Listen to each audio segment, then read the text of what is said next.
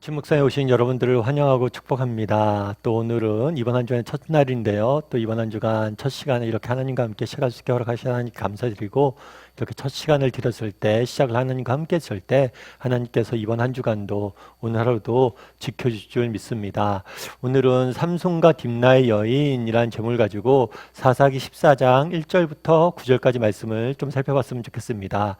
우리가 지난주에는 고난주간이라서 예수님께서 십자가 위에서 하신 말씀을 가지고 일주일 동안 묵상을 했는데요. 다시 이제 사사기로 돌아가서 우리 삼손의 이야기를 다시 한번 살펴봤으면 좋겠습니다. 우리가 지난번에 삼손이 태어난 이야기를 좀 살펴봤어요.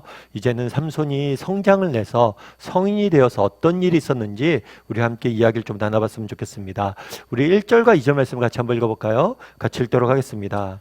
삼손이 딥나에 내려가서 거기서 블레셋 사람의 딸들 중에서 한 여자를 보고 올라와서 자기 부모에게 말하여 이르되 내가 딥나에서 블레셋 사람의 딸들 중에서 한 여자를 보았사오니 이제 그를 맞이하여 내 아내로 삼게 하소서 하매. 예, 여기 삼손이라는 인물이 등장을 하죠. 삼손은 사사기에 등장하는 마지막 사사예요. 그러니까 사사는 원래 재판관이라는 뜻이거든요.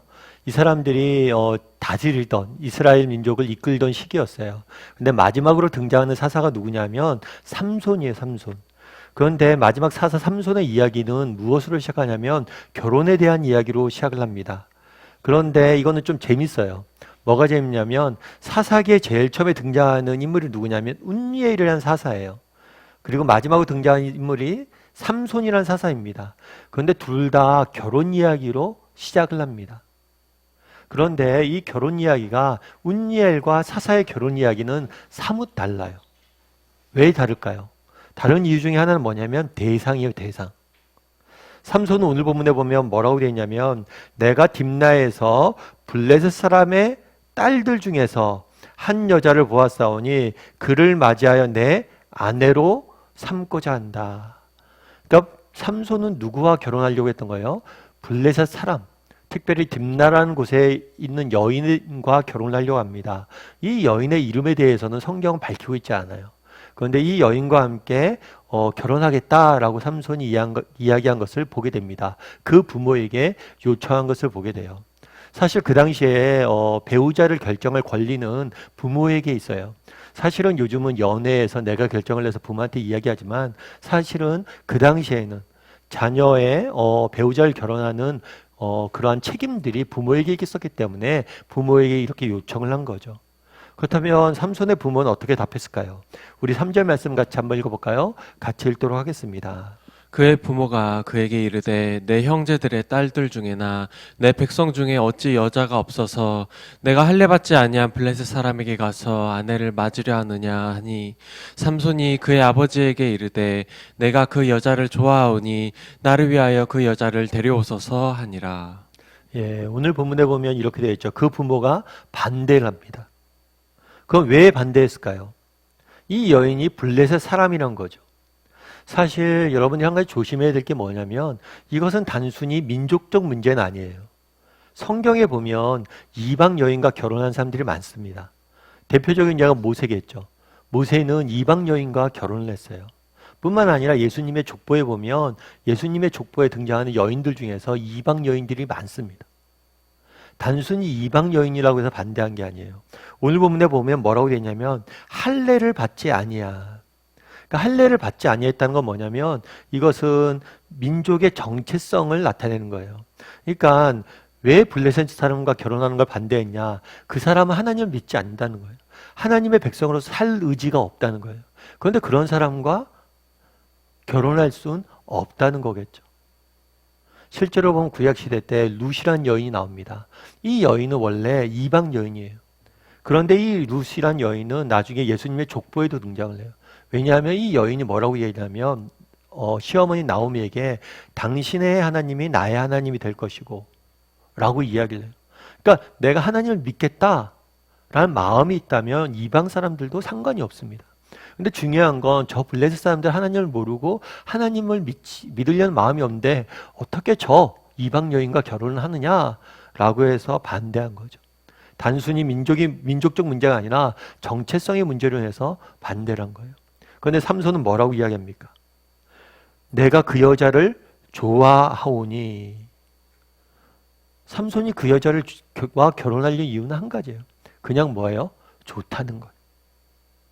어떤 사사로서의 자신의 사명이나 민족의 정체성 이런 부분이 아니라 자신의 감정에 따라서 행동하는 모습들을 우리는 보게 됩니다. 그렇다면 왜 성경은 이렇게 삼손의 결혼 이야기를 다루고 있을까요? 왜 결혼 이야기를 이렇게 자세히 다루고 있을까요? 이걸 통해서 우리에게 주고자 했던 메시지는 뭐냐는 거예요. 이 결혼 이야기를 통해서 우리가 알 수 있는 건 뭐냐면 그 당시 블레셋 사람들이 뭘 한 거예요? 이스라엘 사람들이 뭘 한 거예요? 블레셋 사람들과 자유롭게 오가고 있었다는 거예요.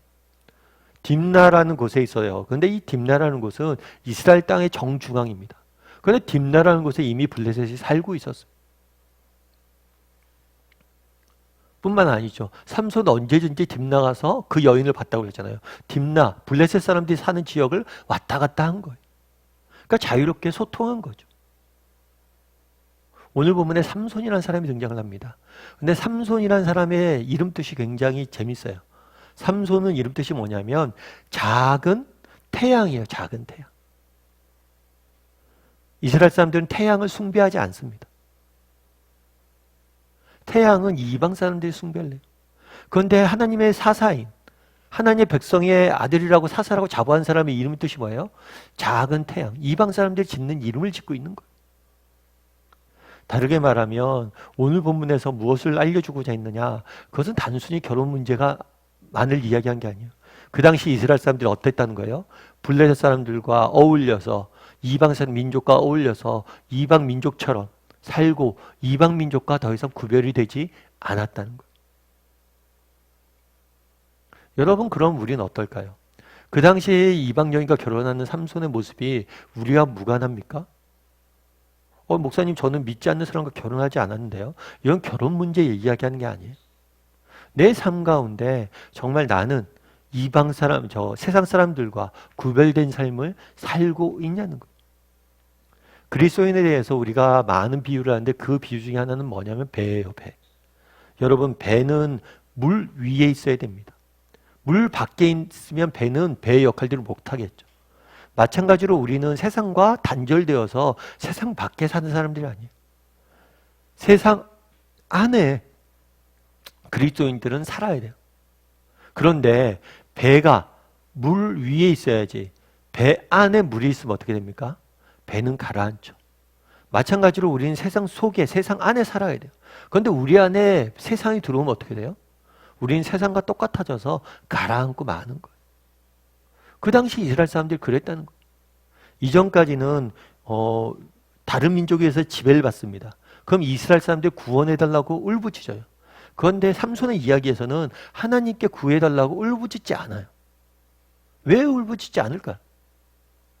똑같이 어울려서 그냥 잘 사는 거예요.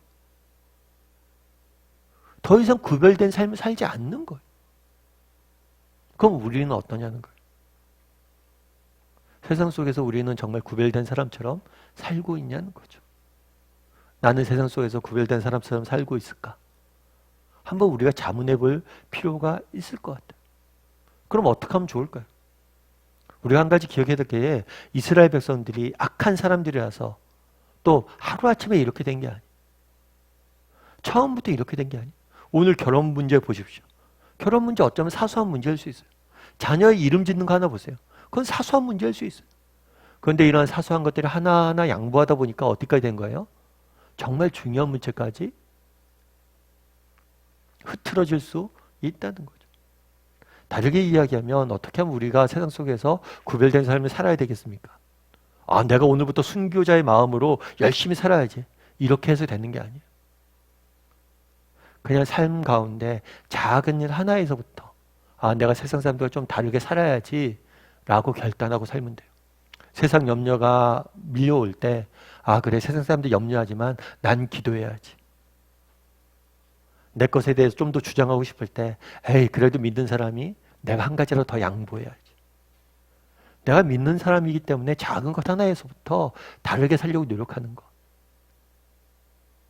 그것이 우리에게 필요한 거란 거죠. 여러분 노인과 바다라는 소설을 알 거예요. 이 소설에 쓰신 분 누구냐면 어니스트 해밍웨이라는 분이시죠. 근데 어니스트 해밍웨이가 무슨 얘기를 했냐면 모든 초고는 쓰레기다 라는 이야기를 했어요. 이 초고는 뭐냐면 처음 쓴 글이에요.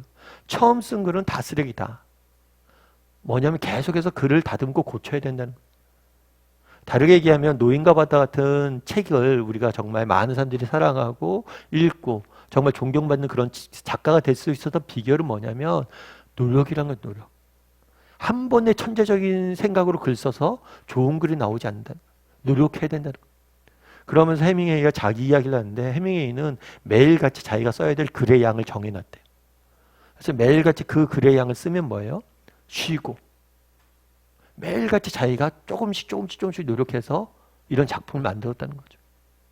마찬가지예요, 여러분. 우리가 정말 세상 속에 구별되는 삶을 사는 것, 작은 것 하나에서부터 내가 하루 하다 보면 우리도 정말 멋있는 하나님의 작품이 되어 있는 거예요. 오늘 한번 돌아봤으면 좋겠습니다. 오늘은 삼손의 결혼 이야기를 살펴봤어요. 이 이야기를 통해서 우리에게 주고자 했던 메시지 뭐냐? 정말 구별되지 않는 이스라엘 백성들의 모습을 보여준 거예요. 그럼 우리는 어떠냐는 거죠. 한번 오늘 스스로의 모습을 돌아보고 오늘 하루 세상 속에 살면서 작은 것 하나에서부터 내가 구별된 삶을 살아야지 작은 것 하나라도 구별된 삶을 살 줄 아는 저와 여러분이 되길 소원합니다.